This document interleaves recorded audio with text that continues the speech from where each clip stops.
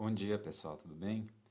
Hoje nós vamos falar sobre fundações superficiais, né? Conforme a gente comentou lá na apresentação da disciplina,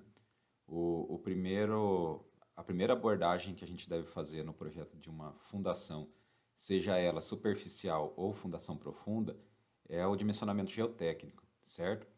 Então aqui a gente vai falar um pouco sobre as definições, né, de outros tipos de fundações superficiais, mas o dimensionamento, a gente vai trabalhar somente o dimensionamento geotécnico, a gente vai trabalhar somente com o dimensionamento de blocos e sapatas, certo? Porém, esses são tipos de fundações que vão poder possibilitar para vocês a solução de diversos problemas comuns na área da engenharia, tanto da engenharia civil quanto da engenharia relacionada à engenharia de transportes, certo? Principalmente as sapatas, né? Normalmente, quando se quer fazer um projeto de fundações, o primeiro tipo de fundação que se pesquisa, né, a primeira tentativa que a gente faz de tentar resolver o problema é com sapatas. Porque quando o solo permite, né, é claro que cada projeto é um projeto diferente, né, mas isso a gente tem que levar em consideração principalmente a, as condições do ensaio de sondagem, mas a fundação mais interessante quando a gente tem um solo resistente e o meu projeto estrutural também permite, né, é a fundação em sapata. Então vamos lá. As fundações superficiais, elas também são conhecidas como fundações rasas, né? E o próprio nome já dá a entender como que essa fundação funciona. Então, normalmente, essa fundação ela está alojada logo abaixo da infraestrutura. E o que seria essa infraestrutura? Né? São os meus pilares e vigas. Então, muitas vezes, um projeto estrutural e de fundação ele é feito por dois profissionais diferentes, certo? Então, você pode ter lá o engenheiro calculista de estruturas, né, que vai te enviar o projeto das estruturas com as reações de apoio, e você ser o projetista somente das fundações, certo?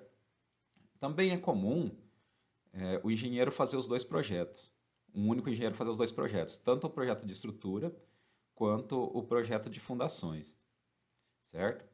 Mas o que é importante a gente saber aqui é que para eu poder fazer o projeto da fundação, seja ela profunda, seja ela rasa, né, superficial, eu preciso primeiro do projeto da estrutura com as reações de apoio, certo? Então, ó, como que se dá essa interação de uma fundação rasa com o solo, né? Então, qual que é a função da fundação? Imagina que eu tenho lá a minha estrutura, né? Uma estrutura com laje, essa laje se apoia sobre vigas e essa viga se apoia sobre pilares, certo? Então eu preciso apoiar essa estrutura de alguma forma, né? E essa estrutura ela tem que ser apoiada no solo. Então a função da fundação é justamente transmitir esses esforços da base do meu pilar, normalmente é o pilar, eu posso ter outros elementos, né, apoiados sobre a fundação, a gente vai falar mais à frente sobre isso. Mas então a função da fundação é transmitir da forma mais adequada os esforços da fundação, perdão, da estrutura para o solo. E quando a gente fala de fundações rasas, essa transmissão se dá de forma direta, né? E aqui a gente tem um exemplo bem comum. Então tem aqui um pilar sendo apoiado no topo de uma sapata, né? Isso daqui é uma sapata em formato tronco de cone, né? Um formato bastante comum. Então, observem que aqui eu tenho uma força N, né? Atuando segundo o CG do meu pilar. Essa força N vai ser transmitida para a minha sapata e essa sapata vai transmitir esse esforço para o solo, né? E o solo vai devolver esse esforço. Aliás, esse esforço vai ser transmitido em forma de tensão e o solo vai devolver como uma reação, né, esse esforço para a sapata, certo? Então, o que é importante a gente observar aqui? É importante a gente observar que quando a gente estava fazendo o dimensionamento geotécnico ou também o estrutural, né, o que a gente vai levar em consideração não é essa força N aqui, mas é sim essa tensão atuante sobre o solo, certo? E o que seria essa tensão atuante? Lembra lá da resistência dos materiais? Qual que é a equação lá da tensão? tensão é igual a força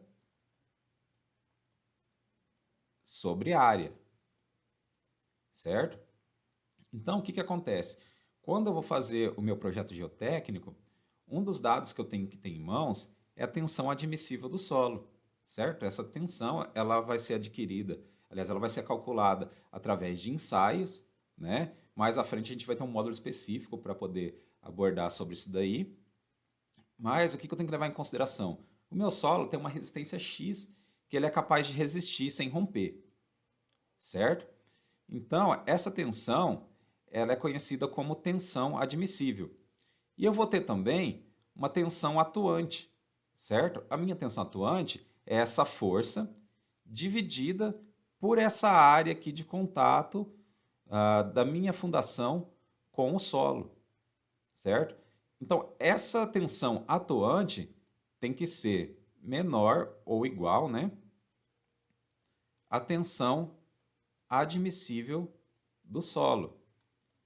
Então, se essa condição for atendida, eu posso ficar tranquilo que o meu solo não vai romper, né? E a minha obra não vai fissurar, não vou ter problemas relacionados a fundações, né, no que diz respeito à segurança estrutural e de fundações, certo?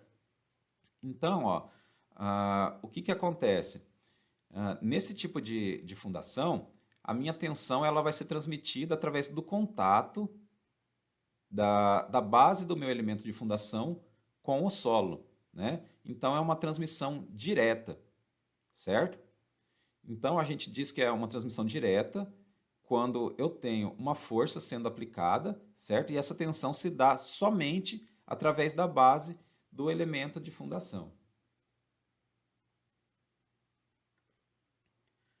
Então, ó, como exemplo, a gente pode citar aqui os blocos de fundações e as sapatas, certo? Existem outros elementos também, a gente até vai comentar sobre alguns deles, né, como o radier, por exemplo, né, o tubulão curto, mas os elementos mais comuns de fundação são os blocos de fundação e as bases, certo? Vamos lá. Então, para que uma fundação seja classificada, possa ser considerada como superficial, eu tenho que atender a alguns pré-requisitos, certo?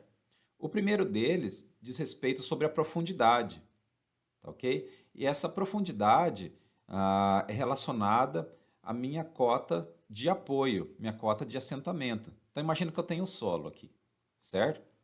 A minha fundação, muitas vezes, ela vai estar inserida dentro desse solo. Vamos desenhar uma sapata aqui, uma sapata plana, certo? Então, eu tenho aqui a minha sapata dentro do solo,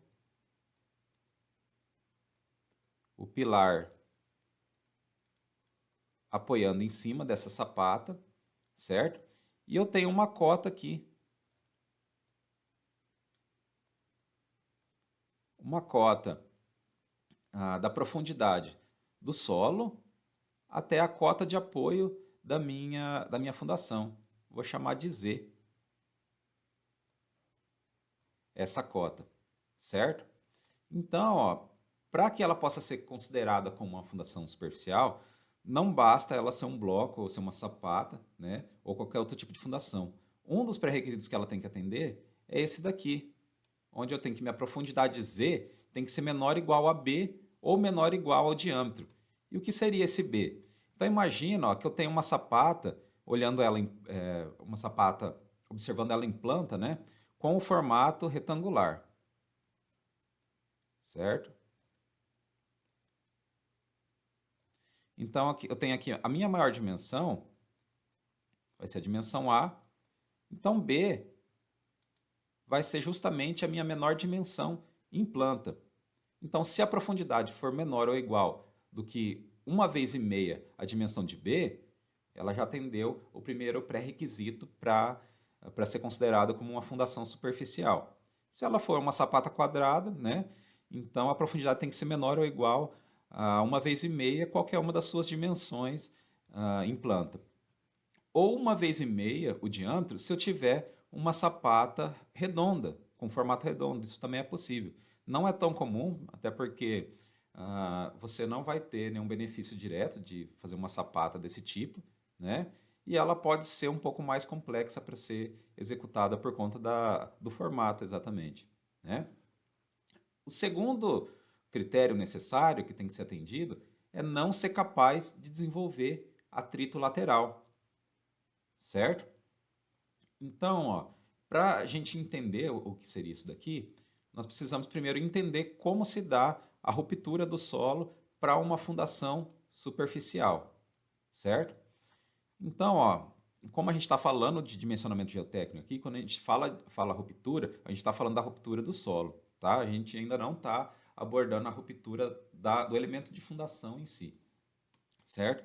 Então, imagina que eu tenho aqui, ó, o fundo de uma sapata, pode ser um bloco também, vai funcionar da mesma forma, né? O fundo de uma sapata apoiando sobre o solo, né?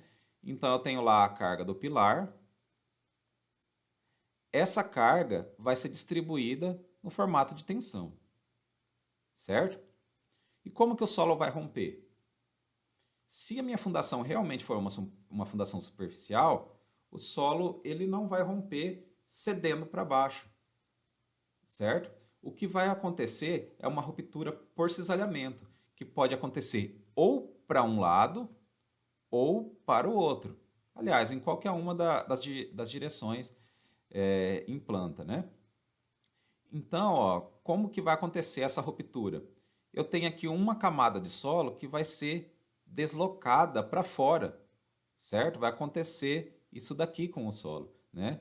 Então, a força vai ser aplicada, então vamos supor que eu tenha que o meu ensaio de sondagem ele não foi adequado, ou que o meu projeto está incorreto, né? Ou foi executado de forma diferente do que deveria. Então, vai acontecer a ruptura do solo por cisalhamento. Vai surgir aqui uma tensão, né, paralela a essa superfície, que vai provocar a ruptura desse solo, né? Então ele pode acontecer tanto para um lado quanto para outro, certo? Então, antes que aconteça o atrito lateral, essa ruptura vai acontecer primeiro, certo? Se minha fundação fosse profunda, o que iria acontecer? Imagina que eu tenho uma estaca, né? A gente vai abordar mais à frente nos módulos posteriores, em mais detalhes, como que funciona o mecanismo resistente de uma estaca. Mas se eu tiver uma estaca, ela vai se apoiar tanto na ponta, né? Que é o que eu chamo de resistência de ponta, quanto também vai desenvolver esse atrito, né? Eu vou ter o atrito desse contato do solo com a superfície lateral da minha estaca, certo? Mas quando eu tenho um solo superficial, antes que essa resistência devido ao atrito possa ser despertada, o meu solo já rompeu faz tempo por cisalhamento. Tá ok? Então, agora vamos falar um pouco sobre as definições de algumas fundações que a gente tem disponível aí para poder trabalhar, né? Falando aqui de fundações superficiais. A primeira delas, e mais simples, é o bloco de concreto, certo? Não confunda com aquele, quem já tem mais contato com obras, né? Não confundam com aquele bloco que a gente utiliza para poder ancorar as estacas, certo? Esse daqui é um bloco de concreto simples, né? Ou um concreto ciclópico, onde ele não necessita de armação. Então, o que acontece? Por que a gente coloca armação em um bloco aliás, em uma peça de concreto armado? É para resistir aos esforços de tração, certo? Porém, um bloco de concreto, ele vai ter dimensões suficientes para que essas tensões de tração, elas sejam muito pequenas, de forma que o próprio concreto seja capaz de resistir a essas tensões de tração, certo? Então, ó, o que vai acontecer? No caso do bloco, né? Tenho aqui uma força sendo aplicada segundo o CG do pilar. Tenho aqui uma tensão. Aliás, essa força ela vai ser transmitida para o solo em forma de tensão. O solo vai devolver essa reação. E essa tensão ela vai ser transmitida aqui segundo um ângulo alfa, certo? Esse ângulo alfa é em relação ao meu plano horizontal em relação à minha base, certo? Então, ó, o que que acontece? As minhas tensões de compressão vão ser transmitidas aqui somente dentro dessa região delimitada por esse ângulo alfa, certo? Então, o que vai acontecer aqui é que devido às grandes dimensões do meu bloco, ele vai ser rígido o suficiente, então ele não vai sofrer deformações capazes de provocar fissuras no meu concreto. Então, dessa forma, eu não preciso de armação para poder trabalhar com esse tipo de fundação. E observem aqui, ó, que ele é escalonado, ou seja, ele tem o formato de uma escadinha, né? E por que que isso acontece? Eu poderia fazer um bloco inteiro, já que é mais fácil de executar. Poderia fazer um bloco dessa forma? Poderia. Mas por que que em muitos casos, né, o projetista prefere trabalhar com blocos escalonados? Porque percebam, ó, que essa região aqui, né, essa região aqui que estaria fora desse meu escalonamento, né, ela não vai contribuir nada. Ela está fora da região delimitada pelo meu ângulo alfa, certo? Então ela não vai receber essas tensões de compressão.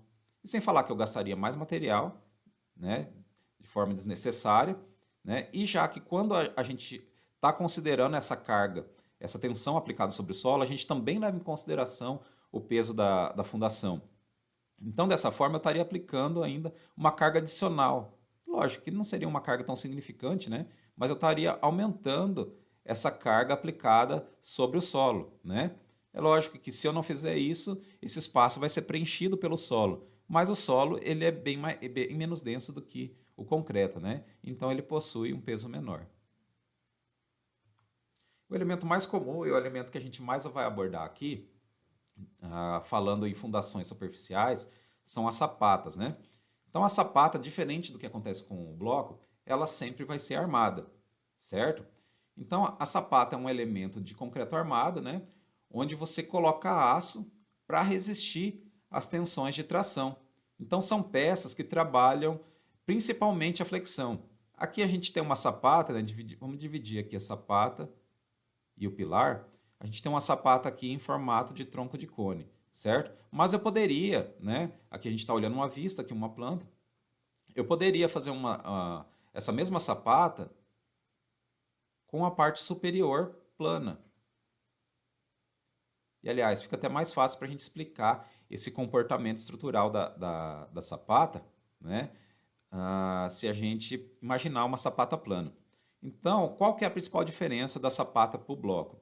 A sapata, normalmente não, ela sempre vai ter uma altura D muito menor do que a altura do bloco, certo? Então, por conta disso, ela vai fletir, ela vai deformar.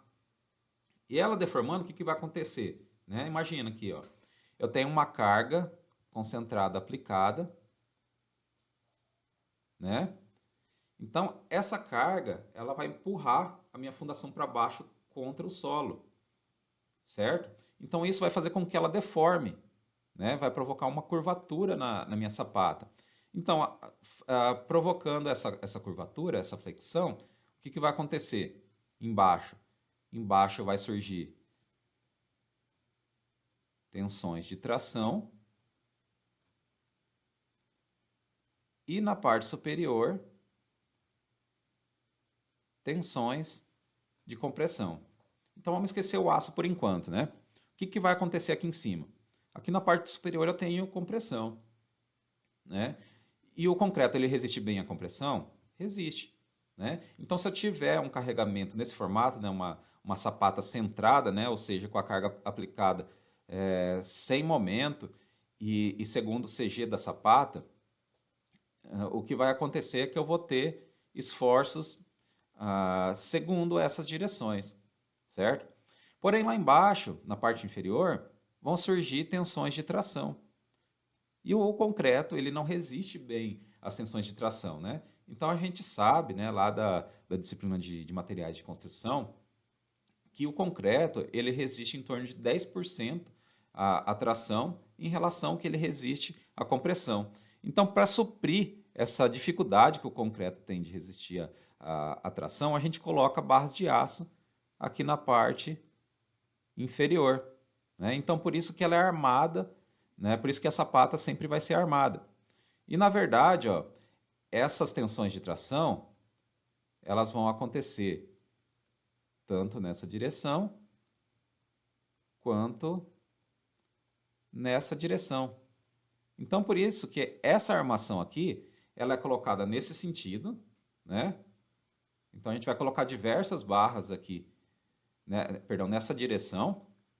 Porém, na outra direção, como eu também tenho tensões de tração, eu também vou colocar essas armaduras, certo? Então, na prática, o que a gente vai estar fazendo é formar uma grade. Essa armação, justamente, ela é formada por uma grade de vergalhões, certo? Agora vamos falar um pouco sobre as classificações das sapatas, né? A primeira classificação é quanto à forma. Eu posso ter a forma quadrada, que é essa primeira aqui, a forma retangular e a forma redonda, que é menos comum, certo? Muitas vezes o que acontece é de o formato da sapata acompanhar o formato do pilar. Isso não é obrigatório, tá? Eu poderia ter, por exemplo, um pilar redondo apoiado sobre uma sapata retangular, certo? A gente vai ver que é interessante a gente trabalhar com balanços iguais, né, quando a gente faz o dimensionamento de uma sapata, mas isso é um assunto para a próxima aula. Isso pode facilitar no detalhamento depois da minha armadura, né, por padronização dessa minha armadura, certo? Mas o que acontece, ó, que todos esses formatos aqui, eles são válidos, né? Eles vão estar cumprindo com aquela função da minha fundação superficial, né? Que é transformar essa carga concentrada em uma tensão atuante sobre o solo, certo? Tanto no formato quadrado, quanto no retangular, quanto no circular, eu vou conseguir transmitir essa tensão para o solo, ok? Eu posso ainda ter outros formatos, como por exemplo, o formato em L, certo? Esses formatos não regulares, eles não são tão interessantes por quê? Por exemplo, uma seção em L, né? Uma sapata com formato em L. O CG da minha sapata, ele vai ficar fora da seção, certo? Então, o que acontece? Eu teria problemas de torção, porque para eu apoiar, eu não conseguiria apoiar o meu pilar dentro da minha sapata. Então, dessa forma, o que vai acontecer? Eu vou ter uma excentricidade, uma distância, né, de excentricidade do CG do meu pilar para o CG da minha sapata. Isso provocaria torção na minha fundação. E isso não é algo desejável, né?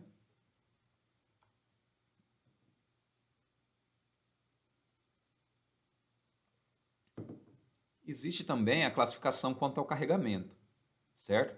A sapata mais comum é a sapata isolada, onde eu tenho um único pilar sendo apoiado sobre uma única sapata. Essa é a situação mais comum, certo? Então, ó, nesse tipo de situação, eu posso ter uma sapata isolada tanto com a parte superior plana, quanto em formato tronco de cone, certo? Então, ó, o que acontece? Sempre que possível, é mais interessante eu trabalhar dessa forma, né? Até o dimensionamento ele fica bem menos complexo. Porém, em alguns casos, o que vai acontecer? Eu vou dimensionar a minha sapata, mas seja por conta do carregamento, ou seja por conta da resistência do solo, elas estão ficando muito grandes. Então, quando eu vou calcular a fundação para o pilar P1 e para o pilar P2, uma acaba entrando dentro da outra, né? Quando eu vou calcular aquela área necessária para poder atender a tensão admissiva do solo. Ou em alguns casos, ó, como a gente observa aqui, esse pilar ele está encostado na divisa, né? O que seria essa divisa? Seria, por exemplo, o muro do vizinho. Então, nesse caso, fica até interessante eu fazer uma sapata do segundo tipo aqui, que é uma sapata associada. Então, uma sapata associada é uma sapata que apoia dois ou mais pilares diferentes, certo? Então, ó, quando que eu vou ter que trabalhar com uma sapata associada, né? Recapitulando. Quando, para poder fazer a sapata de um pilar P1 e o pilar P2, eu não tiver espaço suficiente para poder fazer duas sapatas isoladas, né? Ou num caso como esse daqui, quando eu tiver uma sapata de divisa, né? E por que quando eu tenho uma sapata de divisa é interessante eu trabalhar com essa situação? Porque a gente vai ver mais à frente, mas uma sapata de divisa, né, ela é excêntrica, então vão surgir esforços de momento. Eu trabalhando dessa forma, né, com uma sapata associada, o que vai acontecer é que ah, eu vou ter condições de equilíbrio mais favoráveis para poder resolver essa situação. O terceiro tipo é uma sapata corrida. Então, como que uma sapata corrida funciona, né? É interessante trabalhar com sapatas corridas quando eu tenho um carregamento contínuo. Então, o que seria esse carregamento contínuo, né? Seria um carregamento uniforme ao longo da extensão da minha sapata, certo? Então, ó, eu posso ter tanto uma parede apoiada diretamente sobre essa sapata corrida, né? E lembrando que essa parede, quando a gente fala de uma edificação, né? É uma parede estrutural, por exemplo, uma parede de bloco de concreto. Então, nesse caso, eu não trabalho com pilares. Então, toda a minha parede, ela é um elemento estrutural. Então, se toda a minha parede é um elemento estrutural, toda essa parede ela tem que ser apoiada sobre a fundação. Eu posso, em alguns casos, também apoiá-la sobre uma viga baldrame, né? Mas aqui nesse caso, ó, a gente está apoiando a parede diretamente em cima da sapata corrida, certo? Então, eu tenho uma carga, ó, ao invés de eu ter cargas concentradas sendo aplicadas na minha fundação, como que vai se dar essa distribuição para a minha sapata corrida? Eu vou ter uma carga uniformemente distribuída, certo? Aqui nesse segundo caso, né?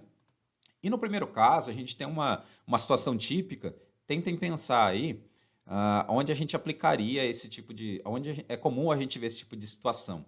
Uma estrutura bem simples que na casa de todo mundo provavelmente tem. Né? Onde que a gente vê esse tipo de fundação? Então, ó, imagina ó, que eu tenho que resolver a fundação do meu muro. Né? Então, muitas vezes, o muro ele é estruturado com pilares, né? Para poder travar essa alvenaria do muro. E esses pilares eles são espaçados com a mesma distância entre si, em muitos casos. Né? Então, se eles são espaçados com a mesma distância entre si, eles vão transmitir o mesmo carregamento na sua base, certo? Então eu posso também ó, utilizar a sapata corrida para poder apoiar pilares, certo? E tanto no primeiro caso quanto no segundo, a distribuição de tensão para o solo vai ter o mesmo formato, certo? Então, para que a gente possa considerar uma sapata como uma sapata corrida, ela tem que receber uma carga que normalmente é uniforme, né? E a dimensão A, ó, lembra lá o que é a dimensão A, né? A maior dimensão em planta tem que ser maior do que 5 vezes a menor dimensão, a dimensão B. As sapatas elas podem ainda ser classificadas quanto à excentricidade. Né? A situação mais comum, né, e a mais favorável, vocês vão perceber que se não for dessa forma, o dimensionamento complica um pouquinho, né? É a sapata centrada. Então imagina aqui que eu tenho uma sapata centrada, né? E então se ela é uma sapata centrada e não tem nenhum momento aplicado na base do pilar, a minha tensão de distribuição vai ser uniforme. Né? O dimensionamento é muito rápido, é muito tranquilo, certo? Mas eu posso ter uma sapata excêntrica, né? Que a gente chama de sapata de divisa. E justamente porque ela é utilizada muitas vezes quando você tem que fazer uma fundação, né? Uma fundação na divisa com o muro do vizinho, por exemplo. Então aqui eu tenho uma sapata, ó, eu não posso entrar com ela para cá, certo? Porque aqui eu tenho o muro do meu vizinho. Então eu tenho que jogar ela toda para dentro do meu terreno, certo? O que vai acontecer? Vamos considerar que esse pilar ele não tem nenhuma reação de apoio de momento. Ele tem somente uma carga concentrada sendo aplicada aqui sobre a minha sapata, certo? Uma força N, tanto aqui quanto aqui. Porém, essa sapata ela vai ter que ser capaz de resistir ao esforço de momento, por conta dessa excentricidade. Então, ora, essa carga concentrada ela está sendo aplicada segundo o CG do meu pilar, certo? Mas observem que o CG do meu pilar ele não está alinhado com o CG da minha sapata. Então, essa distância entre o CG do pilar e o CG da sapata é uma excentricidade. Então, ó, essa força N vezes essa excentricidade vai provocar o quê? Vai provocar momento, certo? E esse momento, ó, ele vai tender, certo? Eu tenho ainda essa força de compressão sobre o solo, sobre a sapata, ela vai provocar tensão, né? Porém, esse momento ela vai influenciar nessa distribuição de tensões, né? Então, ele tende a aliviar o valor da tensão aplicada sobre o solo aqui nessa extremidade, né? Porque está tendendo a levantar a sapata e tende a aumentar esse esforço de compressão sobre o solo, essa tensão de compressão, aqui nessa outra extremidade. Então, ó, eu vou ter aqui uma tensão mínima e aqui tensão máxima. Então, lembra lá da história da tensão admissível, né? Que é a tensão máxima que o meu solo é capaz de resistir? Nesse caso, o que eu vou comparar com a tensão admissível é a tensão máxima, certo? Então, se a tensão máxima, que é o maior valor que eu tenho aqui, for menor ou igual que a tensão admissível, a tensão mínima também vai ser, certo? Então, nesse caso, a condição que eu verifico é a tensão máxima tem que ser menor ou igual à tensão admissível, certo?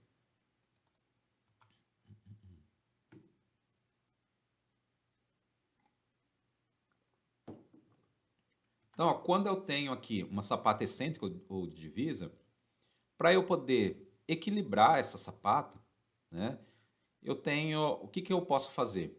Eu posso ir aumentando essa dimensão aqui, né, para poder aumentar melhorar essa condição de equilíbrio, mas isso não é muito interessante, né?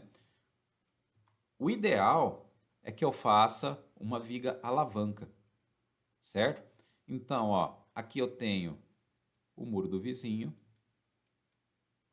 certo? Aqui está o CG do meu pilar e aqui o CG da minha sapata, ou seja, vai ter momento aqui, certo? Então, ó, eu posso centrar essa minha sapata fazendo uma viga alavanca. O que essa viga alavanca vai fazer é fazer uma redistribuição do momento atuante, de forma que essa sapata ela vai ter uma condição de equilíbrio mais favorável por conta desse elemento que a gente está considerando aqui. É lógico que para eu ter uma viga alavanca, né, essa viga tem que ser ancorada em um outro pilar, né? Aqui a gente tem um pilar centrado, né? E esse pilar apoiado sobre uma outra sapata. Então é a forma mais interessante de a gente resolver uma excentricidade em uma fundação, certo? Existe ainda a classificação quanto à rigidez, certo? Eu posso ter sapatas flexíveis, né? E sapatas rígidas. Então a própria definição já dá para entender como uma ou outra funciona, né? A sapata flexível ela vai ter deformações consideráveis, ó, certo? Uma sapata rígida, ela tende a permanecer rígida. Então, percebam que essa deformação, ó, aqui em cima, ó, nessas duas situações, a gente tem o primeiro caso, né, sapata flexível, e nessas outras duas, a gente tem o segundo caso, de sapata rígida. Então, percebam, ó, que a deformação da sapata ela vai influenciar na distribuição das tensões para o solo, certo? Porém, não é somente a rigidez da sapata que vai influenciar nessa distribuição de tensões para o solo. Por quê? Porque observe nesse primeiro caso, ó, tanto uma quanto a outra são sapatas flexíveis. E aqui no segundo caso, tanto essa situação quanto essa daqui são sapatas rígidas. Porém, ó, a gente tem distribuições diferentes. É porque essa distribuição ela é influenciada tanto pela rigidez da minha sapata, mas também é influenciada pelo tipo de solo, né? Então, a gente diz que essa distribuição de tensões ela é em função da rigidez, né, e da interação solo-estrutura, certo? É uma interação que a gente tem que levar em consideração no projeto. Porém, muitas vezes, na elaboração de um projeto, o engenheiro acaba optando por uma distribuição simplificada, né? A gente vai ver mais à frente como que isso pode influenciar no cálculo do dimensionamento da minha fundação. Tranquilo? Vamos falar um pouquinho também de outros tipos de fundações, né? Vamos falar sobre o radier. O radier mais comum, né, e que é muito utilizado nessas casas de habitação de interesse social, né, por conta da facilidade de execução, é o radier liso, que é essa primeira situação aqui. O que é o radier liso? O radier liso ele é apoiado diretamente sobre o solo, né, e ele atende aquelas condições lá que a gente viu lá no começo da aula, as condições que têm que ser atendidas para que uma fundação possa ser considerada como uma fundação superficial, certo? Ah, lembra quais eram aquelas condições, né? A profundidade tem que ser menor ou igual a 1,5 B, certo? E ela não pode despertar atrito nessa interação com o solo. O radier atende a essas condições. O radier liso, ele tem o formato de uma laje apoiada sobre o solo, né?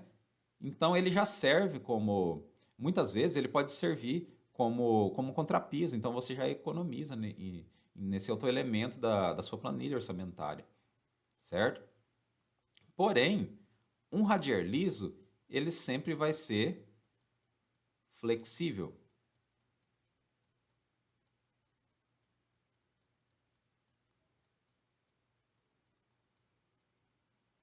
certo?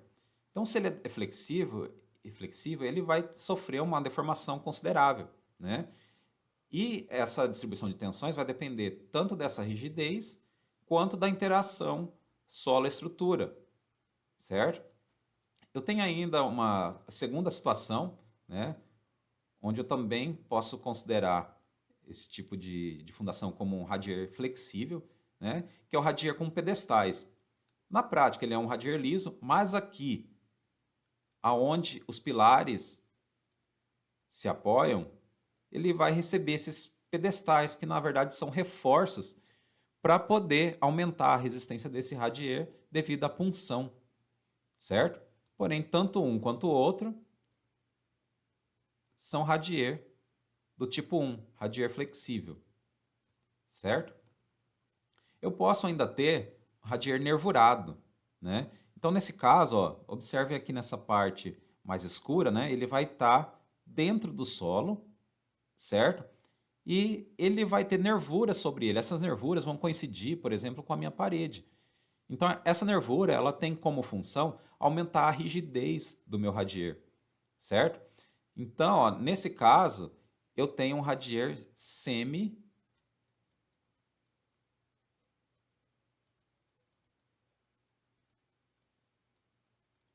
Ele vai ser um radier semi rígido. já que eu tenho essas nervuras aqui, aumentando a rigidez dessa fundação. E eu posso ainda ter um radier rígido, onde eu vou fazer um radier no formato de caixão. Então eu faço aqui, ó, uma laje aqui embaixo, semelhante ao radier liso, subo com essas nervuras aqui a uma altura considerável para aumentar a altura do meu radier, né? Aumentar a rigidez dele, e faço outra laje lá em cima, certo? Então, nesse caso, ó, a gente vai ter um radier rígido, certo? Por conta dessa altura aqui, que é bem maior do que a altura dos primeiros casos, ok? Pessoal, e para complementar e revisar tudo aquilo que a gente viu hoje, eu vou pedir para que vocês façam um exercício, certo? Eu quero que vocês façam esse exercício no formato de uma tabela. Então, ó, vocês podem colocar lá na primeira coluna, pilar. Aí eu vou começar a preencher lá, ó. A primeira coluna, primeira linha, pilar P1. Qual que é o tipo de fundação do pilar P1? Segundo aquilo que a gente viu aqui na aula de hoje. Qual que é a classificação quanto à forma? Qual que é a classificação quanto ao carregamento? Qual que é a classificação quanto à excentricidade? Certo? Então, ó, eu quero que vocês preencham essa tabela classificando em relação a todos esses tipos aqui de classificações que eu estou pedindo no enunciado, certo? E fico aí disponível para poder tirar dúvidas de vocês, certo? Tanto quanto ao exercício, quanto em relação ao conteúdo. Qualquer dúvida que vocês tiverem, não hesitem em me procurar, tá ok? Até logo.